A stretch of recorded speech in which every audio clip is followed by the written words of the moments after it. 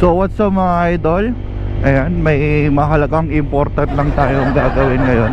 Yung kung naalala nyo mga idol, may nabidyohan tayong isang Grab rider. Flashback. Oh, ikaw nga nakatigil ka na pero tumatakbo pa rin oh. End of flashback. Ito yung shop ng Revzilla dito sa May Dao. Thank you kay Revzilla. Tanong ka na? So mas importante yung sinabi mong papalitan natin. Papalitan natin yung sprocket. Oo nga no? O yun, ano masasabi mo? Ay, salamat po. Ha? Pasensya na, medyo nabisi lang din eh. Sa dami po ng gustong malapit sa inyo, napagbigay nyo. Oh, Don Robert no? Opo, doon. No. Nasaan yung napili mo? Tingnan natin. Mas importante kasi yan, tuwing nagbabiyahe siya, natatanggalan daw. So at least yung biyahe niya dire-diretso. Ang ganda ng ano, Revzilla jersey oh. So set na siya no? Oh, ma'am, ano na to? Safe ka na sa biyahe mo niyan? Siyempre po. Oh, sige, magkano po nay?